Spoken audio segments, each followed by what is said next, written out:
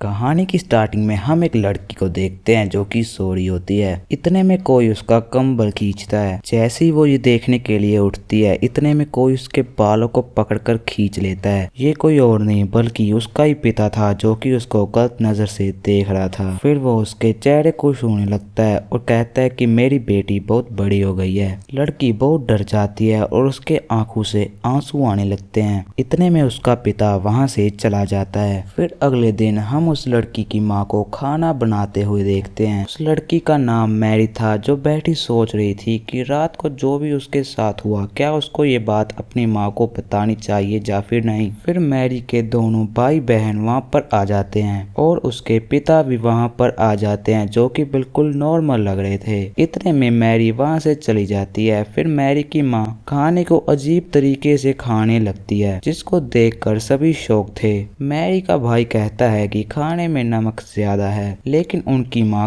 खाने को पागलों की तरह खाने लगती है। फिर हमें पता लगता है कि ये सारी अजीब हरकतें उनके साथ तब से हो रही हैं जब से उन्होंने अपने नए अपार्टमेंट में शिफ्ट किया है। कभी उन्हें घर के बाहर डॉल मिलती है और कभी मरा हुआ पंछी। माँ पागलों की तरह खाना खाती है और अपने बच्चों को भी खाने के लिए कहती है। फिर गुस्से में वो सारा खाना जमीन पर फेंक देती है और कहती है कि जो भी मैं खाने के लिए बनाऊं तुम बिना किसी सवाल जवाब के खा लिया करो। फिर हम मैरी और उसकी बहन को बात करते हुए देखते हैं। मैरी की बहन बताती है कि उसके पिता रोज रात को उसके कमरे में आ जाते हैं। मैरी कहती है कि मेरे साथ भी यही हो रहा है। इतने में वहां उनके पिता आ जाते हैं और उन पर चाकू से हमला कर देते हैं। मैरी उनको धक्का देकर वहां से भागने की कोशिश करती है, लेकिन उनके पिता सामने आ जाते हैं और मैरी को सीढ़ियों से नीचे गिरा देते हैं। फिर वो बेसमेंट से हथौड़ा लेकर आते हैं। वो हथौड़े से मैरी पर हमला करने ही वाले थे, लेकिन इतने में मैरी की छोटी बहन ऐना पीछे से आकर उनके पीठ पर बैट से हमला करती है, लेकिन उनको कुछ भी नहीं होता।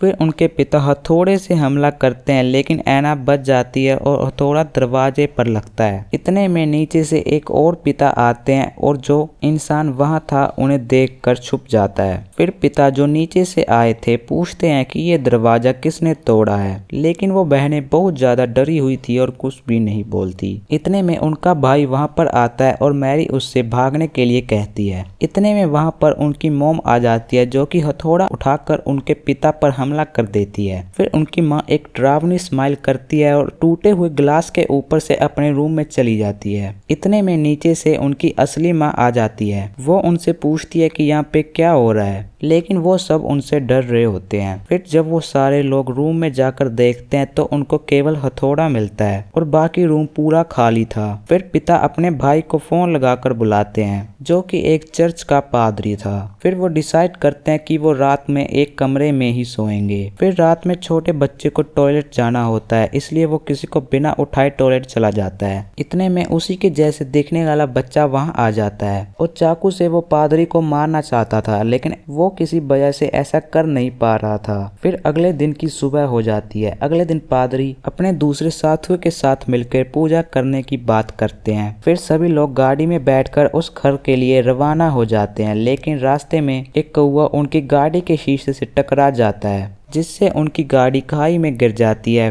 फिर हम घर को देखते हैं जिसमें मैरी के पिता उसे बेड से बांध देते हैं। वहां पादरी जो कि खून से लथपथ था वहां आ जाते हैं। वो कहते हैं कि बाकी पादरी मर चुके हैं तो सारा काम हमें खुद ही करना होगा। फिर मैरी के ऊपर इलाज करना शुरू कर देते हैं। पादरी छड़ी से मैरी को मारने लगता है। फिर हमें वहां जगह दिखाई जाती है जहां पर एक्सीडेंट हुआ था। असली पादरी तो वहां ही था। इसका मतलब था कि मैरी को शैतान मार रहा था।